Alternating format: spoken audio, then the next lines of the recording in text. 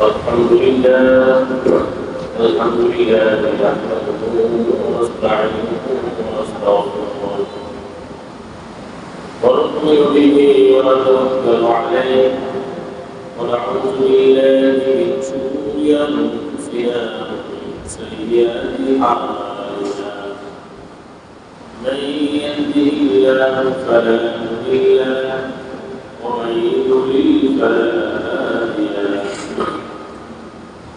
وأشهد أن لا إله إلا الله وحده لا شريك له وأشهد أن سيدنا وسندنا ومولانا محمدا عبده ورسوله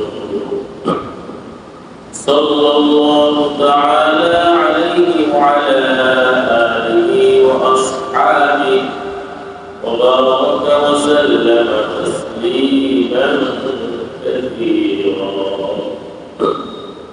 أما بعد فأعوذ بالله من الشيطان الرجيم بسم الله الرحمن الرحيم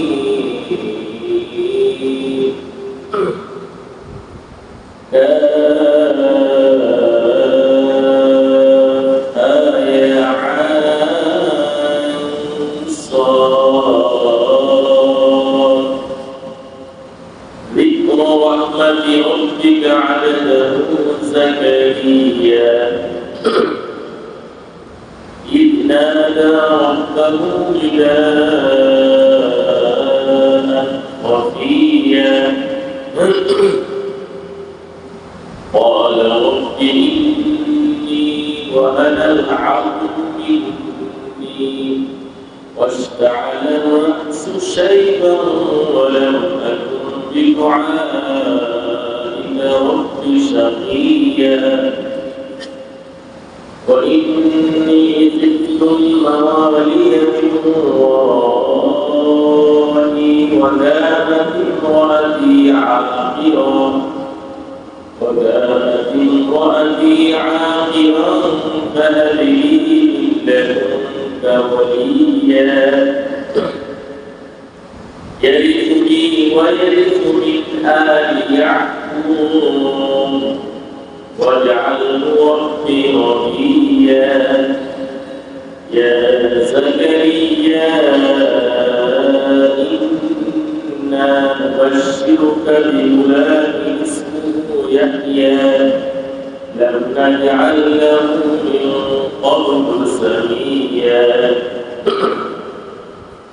قال رب أنى يكون لي غلام وكانت امرأتي عاقرا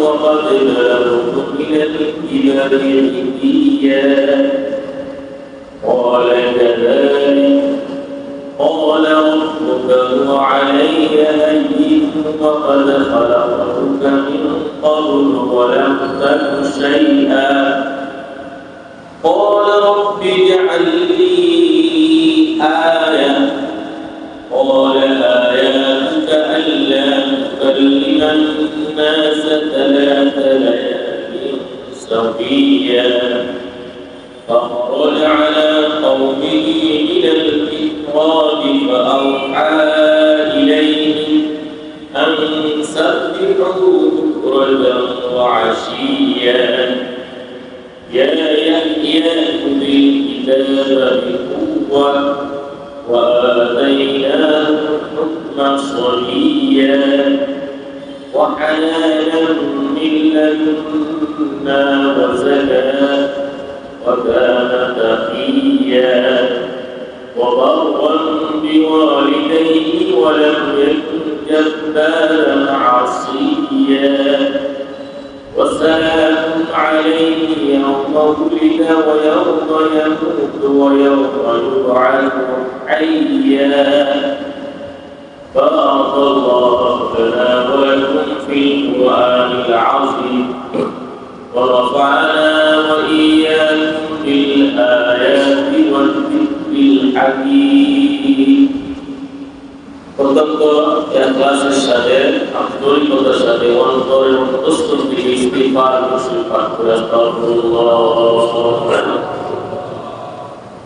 আস্তাগফিরুল্লাহ الذي لا إله إلا هو الحي القيوم وأتوب إليه أستغفر الله الذي لا إله إلا هو الحي القيوم وأتوب إليه أستغفر الله الذي لا إله إلا هو الحي القيوم وأتوب إليه ولا حول ولا قوة إلا بالله العلي العظيم اللهم صل على محمد وعلى آل محمد كما صليت على إبراهيم وعلى آل إبراهيم إنك حميد مجيد اللهم بارك على محمد وعلى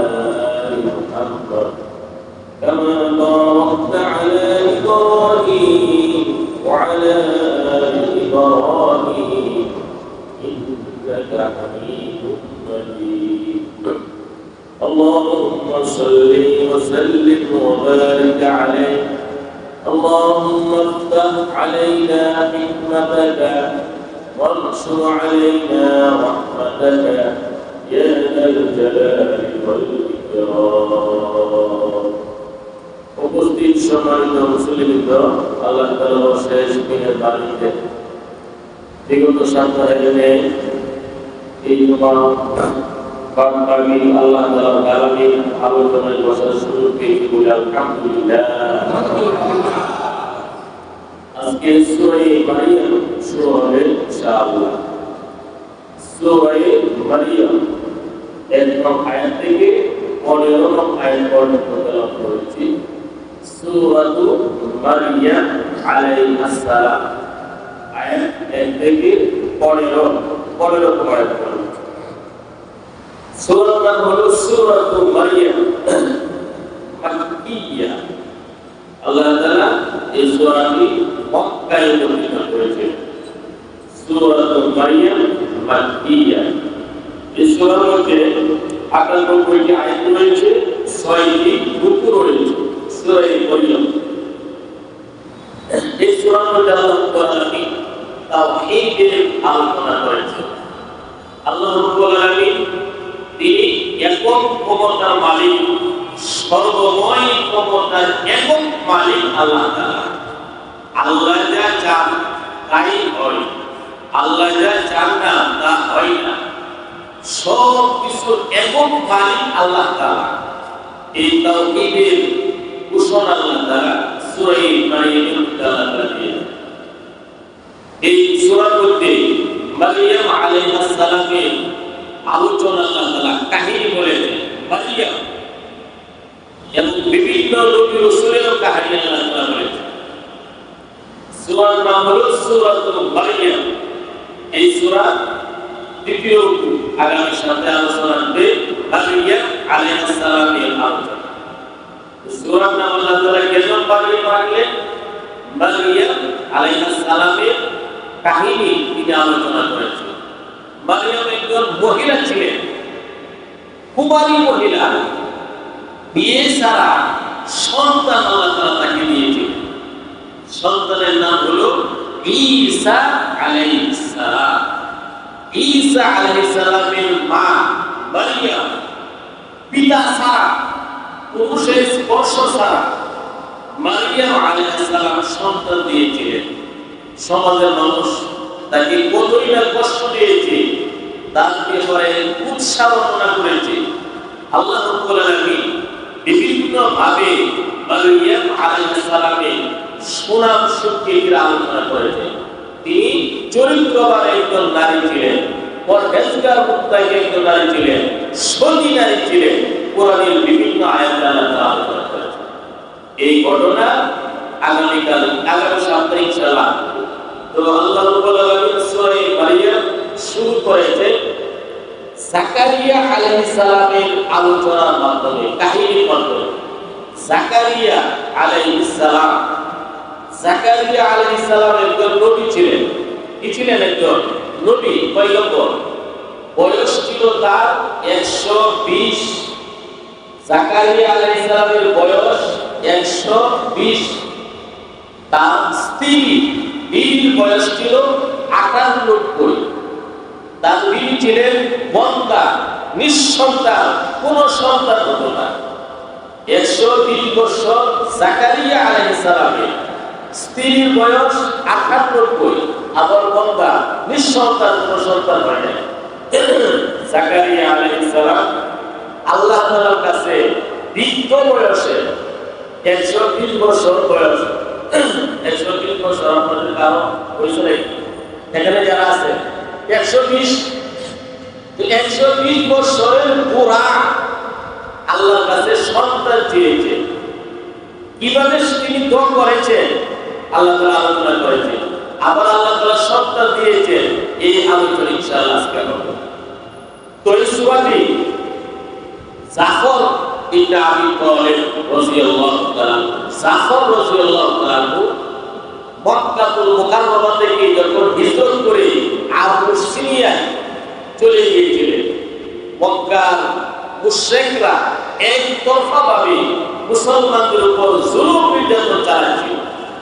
নবী করিম সাল্লাল্লাহু আলাইহি ওয়াসাল্লাম পরামর্শ দিলেন জাফর রাদিয়াল্লাহু তাআলা নবীর আপন চাচাতো ভাই জাফর ইবনে আবি তালিব রাদিয়াল্লাহু তাআলা। জাফর রাদিয়াল্লাহু তাআলা আরো কিছু সাহাবায়ে কেরামকে মক্কা থেকে মানে ওই আবুসিনিয়া থেকে হিজরত করলেন। হিজরত করার পরে তৎকালীন বাদশা ছিল বাদশা নাজাশী। মক্কা থেকে কাফের মুশরিক তারা আবুসিনিয়া আবার হিজরত করল। হিজরত করে বাদশা নাজাশীর কাছে তথ্য দিল, হে মহামান্য বাদশা, আমাদের মক্কা থেকে কিছু লোক জঙ্গি সন্ত্রাসী ধর্ম ত্যাগ করে আপনার দেশে চলে আসছে, এদেরকে আমাদের কাছে ফিরিয়ে দিন। বাদশা নাজাশী সাহাবায়ে কেরামকে ডাকলেন, জাফর রাদিয়াল্লাহু তাআলা ডাকলেন। পরামর্শক্রমে জাফর রাদিয়াল্লাহু তাআলা বাদশা নাজাশীর সামনে এক ভাষণ দিয়েছিলেন, যে ভাষণে স্বয়ং বাদশা নাজাশী ইসলাম গ্রহণ করেছিলেন। সুবহানাল্লাহ। বাদশা নাজাশীর সামনে জাফর ইবনে আবি তালিব রাদিয়াল্লাহু তাআলা সূরা মারইয়ামের শুরু থেকে শেষ পর্যন্ত তেলাওয়াত করলেন। যখন জাফর রাদিয়াল্লাহু তাআলা সূরা মারইয়াম তেলাওয়াত করেন, বাদশা নাজাশীর চোখ থেকে ঝরঝর করে পানি পড়তেছে। মক্কার কাফেররা অভিযোগ দিয়েছিল, হে বাদশা নাজাশী, তারা ঈসাই ধর্মের অনুসারী ছিলেন, ঈসা আলাইহিস সালামকে অনুসরণ করতেন। মক্কার কাফেররা অভিযোগ দিল যে তারা ঈসা আলাইহিস সালামের বিরুদ্ধে সমালোচনা করে, তারা ধর্ম ত্যাগ করেছে, তারা সন্ত্রাসী, তারা জঙ্গি। জাফর রাদিয়াল্লাহু তাআলা এই সূরা তেলাওয়াত করার পরে বাদশা নাজাশীর চোখ থেকে পানি পড়তেছিল। সূরা যখন শেষ করলেন, বাদশা নাজাশী বুঝলো ঈসা আলাইহিস সালাম, মারইয়াম আলাইহিস সালামের গুরুত্ব, মর্যাদা আল্লাহ তাআলা সঠিকভাবে কোরআনে দিয়েছেন। মক্কার কাফেররা যা বলছে তা মিথ্যা। এরপরে জাফর রাদিয়াল্লাহু তাআলা বললেন, এই বাদশা, আমরা উপস্থিত ছিলাম, আমরা পরস্পরে ঝগড়া বিবাদ করতাম, মানুষের সম্পদ চিন্তাই করতাম, মানুষকে হত্যা করতাম, দর্শন করতাম। আল্লাহ রাব্বুল আলামিন আমাদের কাছে এক নবী প্রেরণ করলেন, আমরা ইসলাম গ্রহণ করলাম। ইসলাম গ্রহণ করার মাধ্যমে আমাদের পরস্পরের মধ্যে ভাতৃত্বের সম্পর্ক ফুটে উঠলো, মারামারি ঝগড়া বিবাদে ইসলামটা ছেড়ে দিলাম। এভাবে যখন ভাষণ দিল হযরত জাফর রাদিয়াল্লাহু তাআলা ভাষণে বাদশা নাজাশী তিনি ইসলাম গ্রহণ করলেন। সুবহানাল্লাহ। বাদশা নাজাশী যখন ইন্তিকাল করেন, নবী করিম সাল্লাল্লাহু আলাইহি ওয়াসাল্লাম তার জানাজা নামাজ গায়েবানা পড়েছিলেন। বাদশা নাজাশী যাক, তো সূরা মারইয়াম জাফর রাদিয়াল্লাহু তাআলা আবু সিরিয়া বাদশা নাজাশীর কাছে তেলাওয়াত করেছিলেন। আল্লাহ রাব্বুল আলামিন সূরা শুরু করেছেন হুরুফে মুকাত্তাআতিল দ্বারা। আউযু বিল্লাহি মিনাশ শাইতানির রাজীম। বিসমিল্লাহির রাহমানির রাহিম। প্রত্যেক সূরার শুরুতে আল্লাহ তাআলা বিসমিল্লাহির রহমানির রহিম বলেছেন। কোরআনে কারিমে 114টি সূরা আছে। একটি সূরা ব্যতীত, সূরা তাওবা ব্যতীত প্রত্যেকটা সূরার শুরুতে বিসমিল্লাহির রহমানির রহিম আল্লাহ বিসমিল্লাহির রহমানির রহিম কোরআনে কারিমের একটি পরিপূর্ণ আয়াত, সূরা নমলের একটি আয়াত। ইন্নাহু মিন সুলাইমানা ওয়া ইন্নাহু বিসমিল্লাহির রহমানির রহিম। ইন্নাহু মিন সুলাইমানা ওয়া ইন্নাহু বিসমিল্লাহির রহমানির রহিম। এই হলো সূরা নমলের একটি আয়াত। এই জন্য বিসমিল্লাহ ফুসকা, হ্যান্ডবিল, লিফলেট, দাওয়াতনামা ইত্যাদিতে লেখা নাজায়েজ, হারাম, গুনাহ। কারণ ফুসকাগুলা, লিফলেটগুলা পায়ের নিচে ফেলে দেওয়া হয়, ডাস্টবিনে ফেলে দেওয়া হয়। আল্লাহর কালাম, আল্লাহর নাম, কোরআনের আয়াত পায়ের নিচে ফেললে গুনাহ হবে কি গুনাহ হবে না? এজন্যই যারা নির্বাচন করে তারা তো তাফসীর শুনে না, যারা সাফা কারণ করতে থাকে তারা তো তাফসীর শুনে না। তারা কি করে? ফুসকার মধ্যে লেখে বিসমিল্লাহির রহমানির রহিম বাংলাতে, হ্যান্ডবিলের মধ্যে লেখে, লিফলেটের মধ্যে লেখে, দাওয়াত কার্ডের মধ্যে লেখে, আর কত কিছুর মধ্যে লেখে। এটা লেখা গুনাহ। কেন? এই কাগজটা তো হেফাজত করা হয় না, ওযু ছাড়া ধরা হয়, পায়ের নিচে ফেলে দেওয়া হয়, ডাস্টবিনে ফেলে। আল্লাহর নামের ইজ্জত রক্ষা করা হয় না, বিসমিল্লাহর সম্মান রক্ষা করা হয় না। এই জন্য এটা না লেখা। আমরা যারা জানি, যদি সুযোগ থাকে এদেরকে বলা যায় বিসমিল্লাহ তোমরা ফুসকার হ্যান্ডবিলে লিখে না। তো প্রত্যেক কাজের শুরুতে বিসমিল্লাহ বলা, শুধু বিসমিল্লাহ বলা, আর রহমান আর রহিম বলার দরকার নেই। আপনি মসজিদে আসবেন বিসমিল্লাহ, মসজিদ থেকে বের হবে বিসমিল্লাহ, ঘর থেকে বের হবে বিসমিল্লাহি তাওয়াক্কালতু আলাল্লাহ লা হাওলা ওয়ালা কুওয়াতা ইল্লা বিল্লাহ। এই দোয়া করে তো সবাই বের হয়েছে না নাকি? ঘর থেকে বের হওয়ার সময় বিসমিল্লাহি তাওয়াক্কালতু আলাল্লাহ লা হাওলা ওয়ালা কুওয়াতা ইল্লা বিল্লাহ। এই দোয়া করলে সব ধরনের দুর্ঘটনা থেকে এবং শয়তানের কুমন্ত্রণা থেকে ওই লোকটা সুরক্ষিত থাকে। আল্লাহর কুদরতি রহমতের চাদরে সে নিশ্চিত থাকে। সুবহানাল্লাহ। এজন্য ঘর থেকে যখনই বের হবে বিসমিল্লাহি তাওয়াক্কালতু আলাল্লাহ লা হাওলা ওয়ালা কুওয়াতা ইল্লা বিল্লাহ। ওযু করার শুরুতে বিসমিল্লাহ, ওয়াশরুমে যাওয়ার শুরুতে বিসমিল্লাহ, সব কাজে বিসমিল্লাহ বলতে হবে। আর রহমান আর রহিম বলার দরকার নেই, শুধু বিসমিল্লাহ। কাফ হা ইয়া আইন সাদ, এই হরফগুলোকে হরফে মুকাত্তাআত বলা হয়, বিচ্ছিন্ন হরফ, কাটা হরফ। এগুলোর রহস্য আল্লাহ তাআলাই বলেন। যিকরু রাহমাতি রাব্বিকা আবদাহু যাকারিয়া। এজন্য আপনার প্রতিপালক তার রহমতে তার বান্দা যাকারিয়া আলাইহিস সালামের আলোচনা শুরু হলো। যাকারিয়া আলাইহিস সালাম, হে নবী, আপনার প্রতিপালকের দয়া তার বান্দা যাকারিয়া আলাইহিস সালামের বর্ণনা শুরু হলো। ইবনাদা রাব্বাহু নিদাআন খাফিয়া।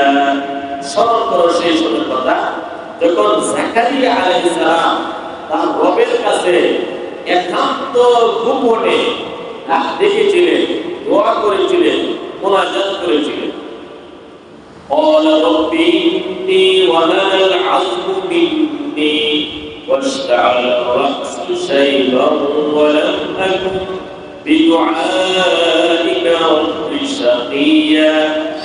যাকারিয়া আলাইহিস সালাম আল্লাহ তাআলার কাছে ভূমিকা শুরু করলেন। তিনি বললেন, হে আমার প্রতিপালক, আমার হাতটি দুর্বল হয়ে গেছে, আমার মাথার চুল সাদা হয়ে গেছে, আর আপনার কাছে দোয়া করে আমি কোন সময় ব্যর্থ হই। যাকারিয়া আলাইহিস সালামের বয়স 120। এই পুরো উত্তরি বৃদ্ধ বয়সে আল্লাহ তাআলার কাছে সন্তান চাইলেন। আল্লাহর কাছে যে সন্তান চাইলেন, তিনি বলতেছেন, হে আল্লাহ, আমার হাড্ডি দুর্বল হয়ে গেছে, মাথার চুল সাদা হয়ে গেছে, কিন্তু আপনার কাছে দোয়া করে কোনো সময় আমি ব্যর্থ হই নাই, নাকাম হই নাই, সব পেয়েছি। আপনি বৃদ্ধ বয়সে সন্তান দিতে পারেন। এখন সন্তান পাওয়ার জন্য, সন্তানের জন্য জাকারিয়া আলাইহিস সালামের উৎসাহ কেন জেগেছিল, ব্যাখ্যা করতে কি? সূরা আলে ইমরান আল্লাহ তাআলা সেটা বলেন 120 বছর বয়স, তার স্ত্রীর বয়স 98, বন্ধা সন্তান হয় না। এই বৃদ্ধ বয়সে তিনি আল্লাহর কাছে কেন সন্তান চেয়েছিলেন?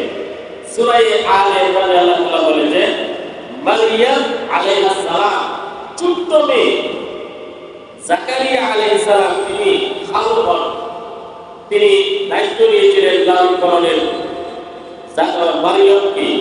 মারিয়াম ছোট্ট মেয়ে এক রুমের মধ্যে তালা মেরে জাকারিয়া আলাইহিস সালাম চলে গেছে। এসে দেখে মারিয়ামের রুমের মধ্যে মৌসুমবিহীন ফল ফুলে ভরা। জাকারিয়া আলাইহিস সালাম ভাবলেন, আরে তালা বন্ধ রুম, মৌসুম সারা ফল ফুল, এইগুলা কোথায় থেকে আসলো? আল্লাহ তাআলা বলেন كلما دخل عليها زكريا المحراب وجد عندها رزقا قال يا مريم أنى لك هذا قالت هو من عند الله إن الله يرزق من يشاء بغير حساب। জাকারিয়া আলাইহিস সালাম যখন রুমে ঢুকলেন, তালা বন্ধ রুম, ছোট্ট মেয়ে মারিয়ামের কাছে মৌসুম সারা রুম ফলে ভরা। জাকারিয়া আলাইহিস সালাম বললেন, হে মারিয়াম, আন্না লাকি হাযা, এই ফল ফুল কোথায় থেকে আসলো? ছোট্ট মেয়ে মারিয়াম সে বলল, হুয়া মিন ইনদিল্লাহ, আল্লাহর পক্ষ থেকে ফল এসেছে। ইন্নাল্লাহা ইয়ারযুকু মান ইয়াশাউ বিগাইরি হিসাব, আল্লাহ যাকে চান হিসাব ছাড়া রিজিক তাকে দিতে পারে।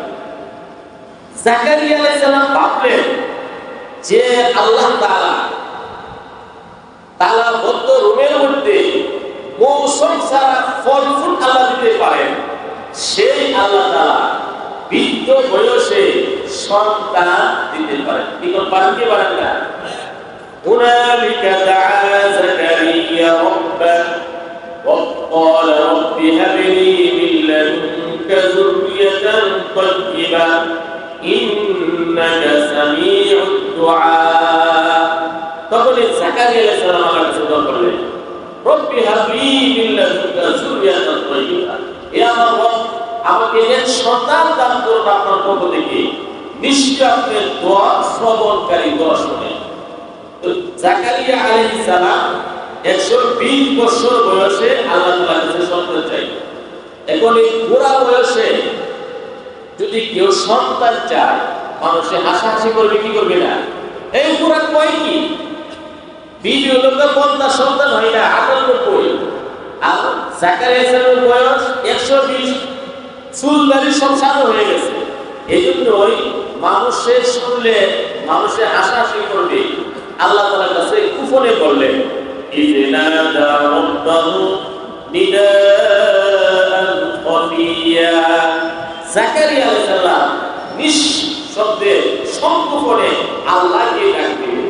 কি বললেন?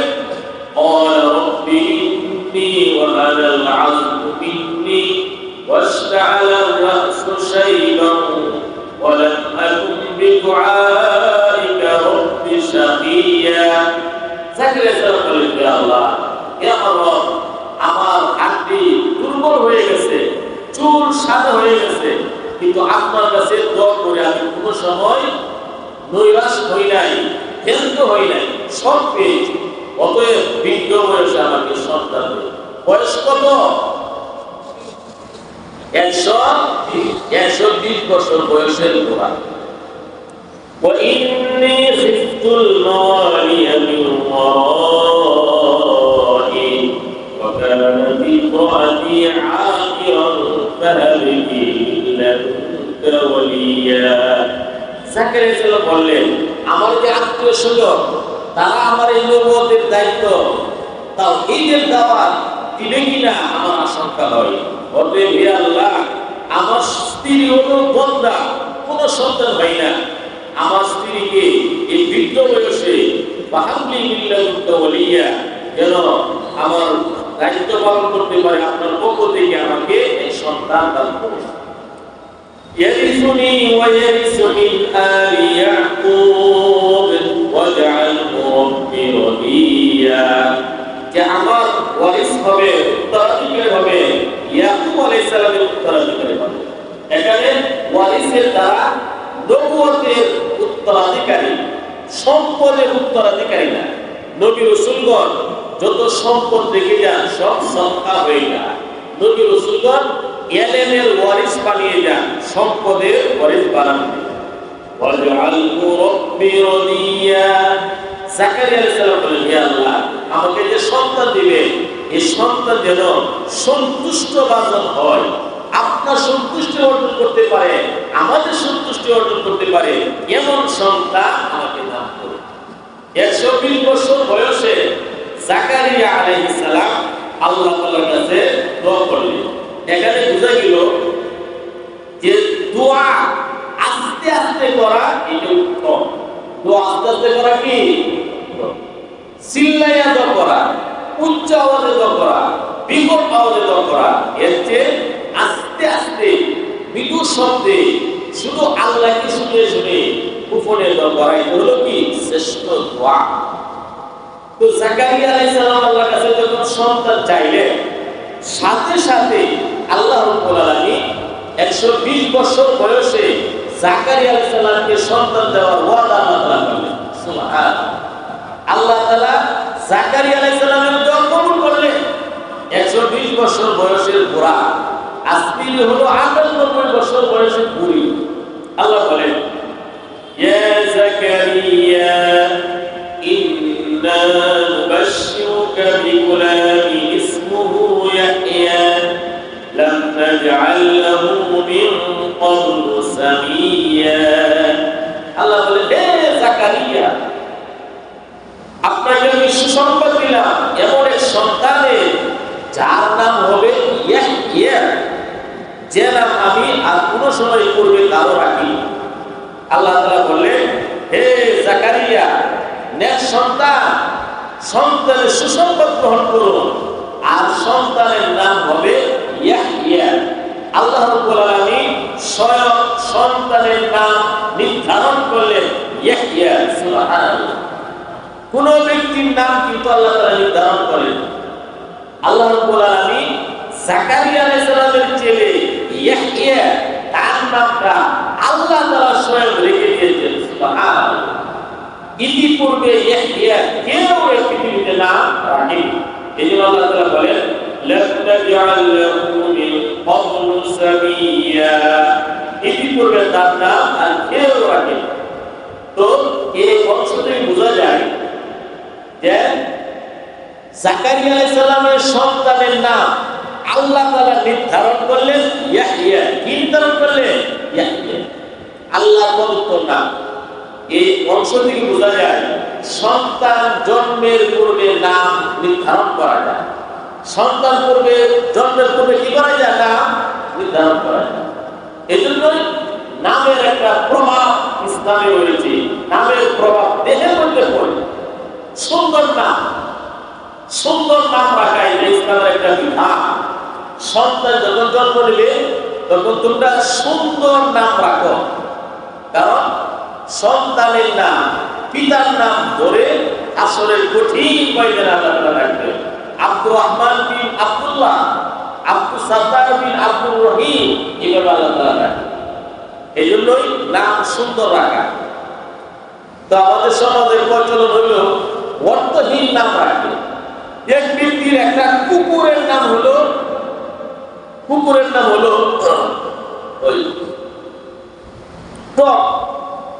কুকুর, খুব আগ্রহের সাথে কুকুরের নাম রাখছে টম টম।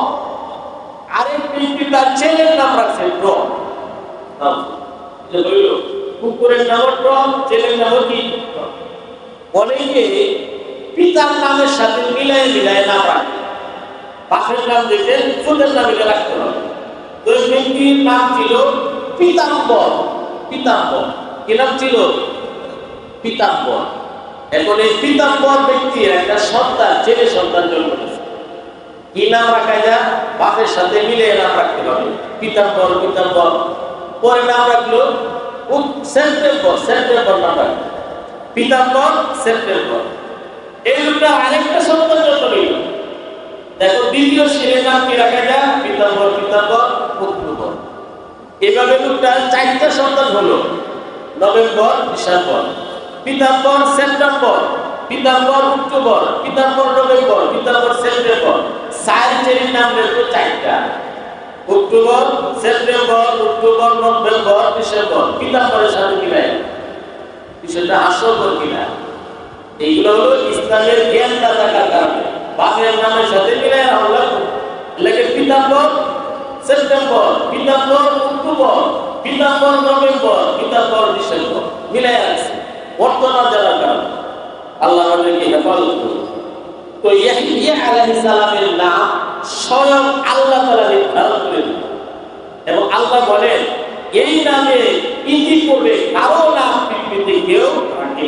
সুবহানাল্লাহ। এখন জাকারিয়া আলাইহিস সালাম 120 বছরের বুড়া, তার স্ত্রী তো বুড়ি 98 বছর। এখন আল্লাহ যখন বলছেন সন্তান দিবেন, জাকারিয়া আলাইহিস সালাম এখন বলেন আয় আল্লাহ, এই বুড়া বয়সে সন্তান হবে কিভাবে? আমি যে বুড়ো তুত্তুরি, আমার স্ত্রীও বুড়ি, সন্তান হবে কিভাবে? قال رب أنى يكون لي غلام وكانت امرأتي عاقرا وقد بلغت من الكبر عتيا। জাকারিয়া আলাইহিস সালাম বললেন, তিনি বললেন হে আমার প্রতিপালক, আমার কিভাবে সন্তান হবে? আমি তো বুড়া, আমার স্ত্রীও বন্ধা এবং আমি একদম বার্ধক্যে পৌঁছে গেছি। আমার বয়স 120, চুলদারি সাদা হয়ে গেছে, হাড়ি টুকর হয়ে গেছে। আমার স্ত্রী হলো বুড়ি, 98 বছর বয়স, আমার বন্ধা, সন্তান হবে কিভাবে? জাকারিয়া আলাইহিস সালাম ভাবতেছে আল্লাহ যে বলছেন সন্তান হবে, এখন আমাকে আবার বিয়ে করতে হবে কিনা? এই বুড়া বয়সে বিয়ে করে কেন? জাকারিয়া আলাইহিস সালামের মনে অনেক কিছু আসতেছে, এই বুড়া বয়সে বিয়ে করতে হবে কিনা? আমি কি আবার যৌবন ফিরে পাবো কিনা? এখন যদি আমি যৌবন ফিরে পাই, আবার যুবতী মেয়েকে বিয়ে করি, আমার আগের স্ত্রীর কি অবস্থা হবে? এসব চিন্তা জাকারিয়া আলাইহিস সালামের মাথায় ছিল। আল্লাহ রাব্বুল আলামিন বলেন কিছুই করতে হবে না, এই বৃদ্ধ বয়সে তোমার স্ত্রী বৃদ্ধা, 98 বছর বয়স, এই বয়সে আমি পেটের মধ্যে সন্তান দিব। আল্লাহ তাআলা বলেন, আল্লাহ বলেন হে জাকারিয়া, এভাবেই হবে। তোমার যৌবন কাল ফিরে আসতে হবে না, তোমার যুবক হতে হবে না, দ্বিতীয় বিয়ে করতে হবে না, তোমার স্ত্রীর গর্ভের সন্তান হবে।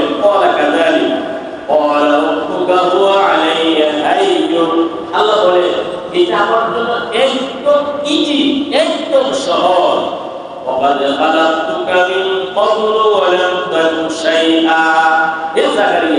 তোমাকে আমি সৃষ্টি করেছি, ইতিপূর্বে তো তোমার কোনো অস্তিত্বই ছিল না। জাকারিয়া, তোমাকে আমি সৃষ্টি করেছি, বানিয়েছি, তোমার কোনো অস্তিত্বই ছিল না, তাহলে আমি কি সন্তান দিতে পারবো না? বৃদ্ধ বয়সে অবশ্যই দিতে পারবো। আমার জন্য একদম সহজ।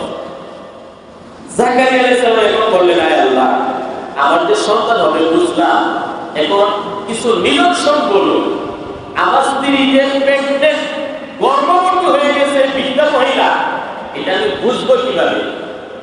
قال رب اجعل لي آية قال آياتك ألا تكلم الناس 3 ليال سويا।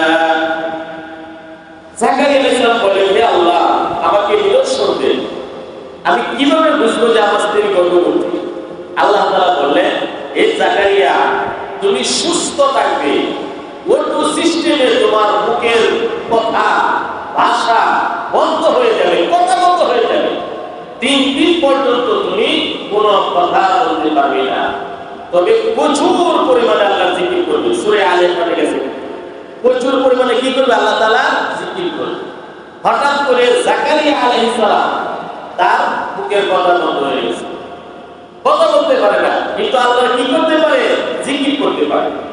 তো জাকারিয়া আলাইহিস সালাম فخرج على قومه من المحراب فأوحى إليهم أن سبحوا بكرة وعشيا।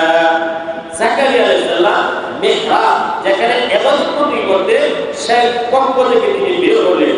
বের হয়ে জনসমূহ বেশি আসলেন, মানুষের সামনে আসলেন, এসে ইশারাতে বললেন, এই তোমরা সকাল সন্ধ্যা আল্লাহর তাসবিহ করো, সকাল সন্ধ্যা তোমরা নামাজ পড়ো। জাকারিয়া আলাইহিস সালাম মানুষকে নসিহত করতে এই কথা অনুযায়ী, রেওয়াজ অনুযায়ী তিনি পক্ষ থেকে ইবাদতের রূপ থেকে বের হয়ে ইশারাতে মানুষকে বললেন, তোমরা সকাল সন্ধ্যা আল্লাহ তাআলার জিকির করো, তাসবিহ করো, নামাজ পড়ো।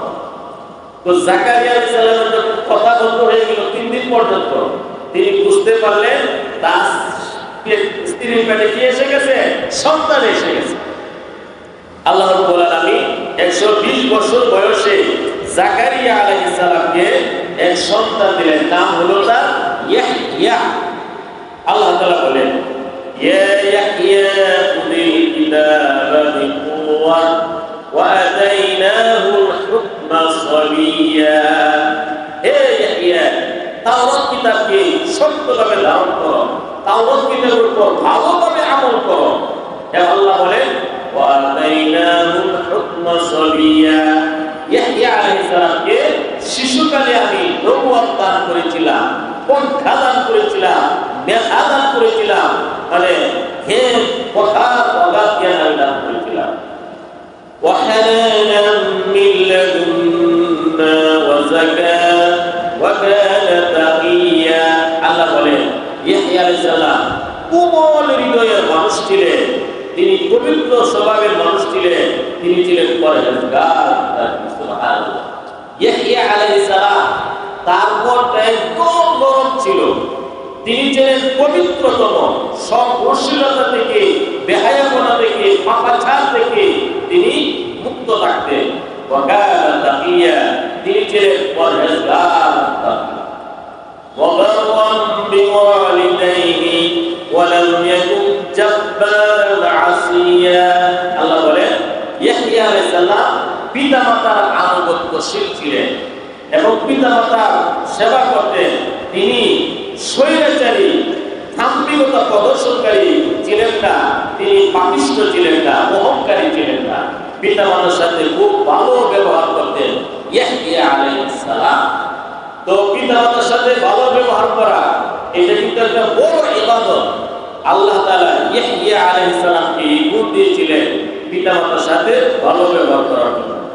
ওয়াসালামুন আলাইহি ইয়াওমা উলিদা ওয়া ইয়াওমা ইয়ামুতু ওয়া ইয়াওমা ইউবআসু হাইয়্যা। মানুষের তিনটা বিপদ হয়, জন্মের সময় একটা বিপদ হয়, জন্ম, সন্তান যখন ভূমিষ্ঠ হয়, ওই নবজাতক নতুন পৃথিবীতে আসার কারণে তার একটা মানে অস্থিরতা বিরাজ করে, নতুন পৃথিবীতে আসলো, একটা বিপদ। আরেকটা বিপদ হলো মৃত্যুর সময় মানুষের বিপদ। আরেকটা বিপদ হলো যখন হাসরের মাঠে কবর থেকে উঠবে, তখন একটা বিপদ। এই 3 সময় মানুষের একটা বিপদ হয়, সমস্যা হয়। আল্লাহ রাব্বুল আলামিন এই 3 সময়ে ইয়াহইয়া আলাইহিস সালামকে সার্বিক নিরাপত্তা আল্লাহ দান করলেন। সুবহানাল্লাহ। আল্লাহ বলেন, ওয়াসালামুন আলাইহি ইয়াওমা উলিদা। ইয়াহইয়া আলাইহিস সালাম যখন জন্মগ্রহণ করলেন, আল্লাহর পক্ষ থেকে শান্তি আল্লাহ তাআলা দান করেছেন। ওয়া ইয়াওমা ইয়ামুতু, এবং যখন মৃত্যুবরণ করবেন তখন আল্লাহ তাআলা শান্তি দিবেন। ওয়া ইয়াওমা ইউবআসু হাইয়্যা, এবং যখন তিনি হাসরের মাঠে কবর থেকে উঠবেন তখন আল্লাহ তাআলা তাকে পর্যাপ্ত রহমত, শান্তি দিয়ে ভরে দিবেন। সম্মানিত হাজিরিন, এখানে আল্লাহ রাব্বুল আলামিন জাকারিয়া আলাইহিস সালামের কাহিনী আল্লাহ তাআলা বলেছেন। জাকারিয়া আলাইহিস সালাম 120 বছর বয়সে আল্লাহ তাআলার কাছে সন্তান চেয়েছেন। তার স্ত্রীর বয়স ছিল 98, বন্ধা ছিল, নিঃসন্তান। সেই বয়সে আল্লাহ তাআলা সন্তান দিয়েছেন। এখান থেকে আমরা তথ্য পাই আল্লাহ রাব্বুল আলামিনের কাছে কোনো কিছু যদি বান্দা চাইতে পারে চাওয়ার মতো, আল্লাহ রাব্বুল আলামিন সব বান্দাকে দিতে পারে। অভাব হলো চাওয়ার মতো আমরা আল্লাহকে চাইতে পারি, অন্তর থেকে আন্তরিকভাবে আল্লাহ তাআলার কাছে চাওয়া। এই জন্য হাদিসের মধ্যে আসছে দোয়া হলো মুমিনের অস্ত্র। মুমিন বান্দা আন্তরিকভাবে যদি আল্লাহর কাছে দোয়া করে, অবশ্যই দোয়া আল্লাহ তাআলা কবুল করেন। অবশ্যই কি করেন আল্লাহ তাআলা? দোয়া কবুল করেন। তো দোয়া করার সময় অন্তর থেকে আল্লাহ তাআলার কাছে দোয়া করতে হবে। এক হাদিসে আসছে মজলুম ব্যক্তির বদদোয়া থেকে বেঁচে থাকো। মজলুম ব্যক্তির বদদোয়া, কারণটা কি? মজলুম ব্যক্তি যাকে কষ্ট দেওয়া হচ্ছে, যার উপর নির্যাতন করা হচ্ছে, এই লোকটা কষ্ট পেয়ে যখন আল্লাহর কাছে দোয়া করে, অন্তরে অন্তঃস্থল থেকে সে আল্লাহর কাছে দোয়া করে, এই জন্যই তার দোয়াটা আল্লাহ তাআলার কাছে ডাইরেক্ট কবুল হয়ে যায়। এই জন্যই দোয়া করার সময় অন্তরের অন্তঃস্থল থেকে দোয়া করা, আন্তরিকভাবে দোয়া করা। হাদিসের মধ্যে আসছে তিন ব্যক্তি, আপনারা জানেন হাদিসটি, রাস্তায় চলছিল, বৃষ্টি এসে গেছে। বৃষ্টির কারণে তিন ব্যক্তি গুহার মধ্যে আশ্রয় নিল। আল্লাহ কি পুত্র এক পাথর এসে গুহার মুখ বন্ধ করে দিল। তখন তো মোবাইলের যুগ ছিল না, ছিল নাকি? এই গুহার মধ্যে পড়ে গুহার মুখ বন্ধ হয়ে গেল। তিন ব্যক্তি কঠিন বিপদে পড়ে পরামর্শ করল, আমরা যে বিপদে পড়েছি মুক্তির কোন রাস্তা নাই, কে কি নেক আমল করেছ, এই নেক আমলের উসিলায় আল্লাহর কাছে দোয়া করো, আল্লাহ তাআলা মাফ করে দেবেন। এক ব্যক্তি বলল, হে আল্লাহ, আমি পিতামাতার সেবা করতাম, পিতামাতাকে আগে খাবার দিতাম, এরপরে আমি আমার পরিবারকে খাবার খাওয়াই। একদিন আমি অনেক দূরে সরে চলে গেলাম, রাত্রে এসে দেখি আমার পিতামাতা ঘুমিয়ে গেছে। তো পিতামাতাকে জাগ্রত করা আমার কাছে ভালো লাগলো না। খাবার নিয়ে পিতামাতার মাথার কাছে দাঁড়িয়ে রইলাম। যখন তারা জাগ্রত হলো, আগে পিতামাতাকে খাওয়াইলাম। হে আল্লাহ, এই আমলটা যদি শুধু তোমার জন্য করে থাকি, আজকে যে কঠিন বিপদে পড়ছে আমাদের মুক্তি দাও। পাথর একটু সরে গেল, আকাশ দেখা যাচ্ছে।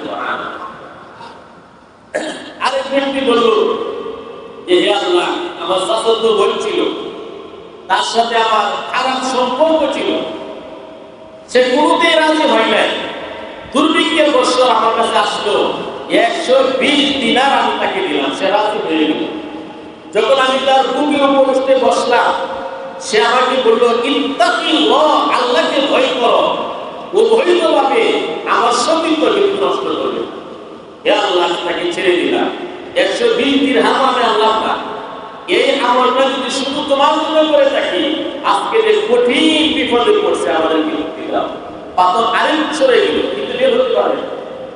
আরেক ব্যক্তি বলল, আমার বাড়িতে অনেক মানুষের কাজকর্ম করত। এক ব্যক্তি তার পারিশ্রমিক না নিয়ে চলে গেল, অনেক দিন পরে আসলো, এসে বলল, আমার এই পারিশ্রমিক দাও। আমি তার পারিশ্রমিক দিয়া গরু কিনলাম, ছাগল কিনলাম, উট কিনলাম, মাঠ করে গেল। সে যখন এসে বলল, আমার পারিশ্রমিক দাও, আমি বললাম, এটা মাঠে গরু ছাগল উট সব তোমার। এই ব্যক্তি বলে, আমার সাথে কাজটা করে। তখন ভাঙ্গিয়ে বললো, বুঝিয়ে বললো, না, আসলে সব তোমার, সব কিছু নিয়ে গেল, আমার জন্য কিছু রাখলো না। হে আল্লাহ, যদি তোমার জন্য এই আমলটা করে থাকে, আমাদেরকে মুক্তি দাও। পাথর একদম সরে গেল, তিন ব্যক্তি চলে রাস্তায় বের হয়ে তারা হাঁটতে শুরু করলো। এই জন্যই দোয়া হলো মুমিনের বড় অস্ত্র।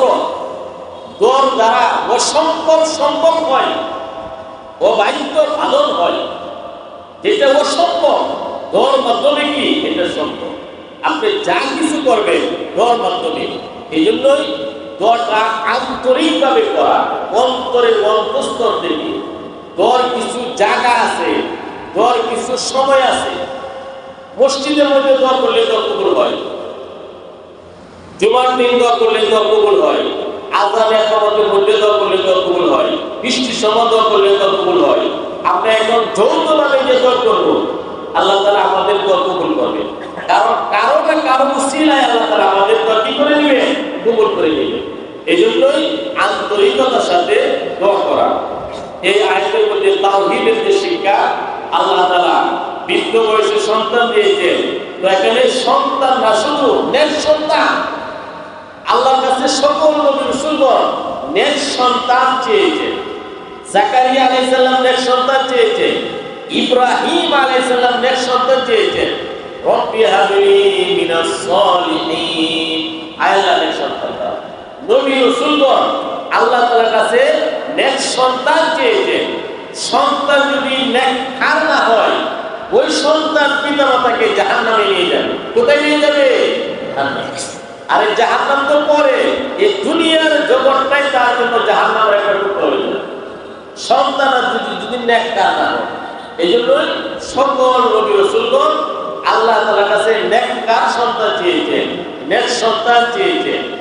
সন্তান যেন নেককার হয়, আল্লাহ তাআলা কোরআনে একটি দোয়া শিক্ষা দিয়েছেন, রব্বানা হাব লানা মিন আজওয়াজিনা ওয়া যুররিয়াতিনা কুররাতা আয়ুন ওয়াজআলনা লিল মুত্তাকিনা ইমামা। সন্তানাদি নেককার হওয়ার জন্য এই দোয়াটা বেশি বেশি করা। আল্লাহ তাআলা আমাদের সবাইকে আজকের সংক্ষিপ্ত তাফসীরের উপর আমল করার তৌফিক দান করুন। আগামী সপ্তাহে মারিয়াম আলাইহিস সালামের কাহিনী শুরু। কার কাহিনী? মারিয়াম কিভাবে সন্তান হলো, এই সব কিছু ইনশাআল্লাহ আমরা নতুন সাথে ইনশাআল্লাহ সবাই দাওয়াত দিব ইনশাআল্লাহ। সুবহানাল্লাহি ওয়া বিহামদিহি, সুবহানাল্লাহি ওয়া বিহামদিহি, আশহাদু আল্লা ইলাহা ইল্লা আনতা, আস্তাগফিরুকা ওয়া আতুবু ইলাইক।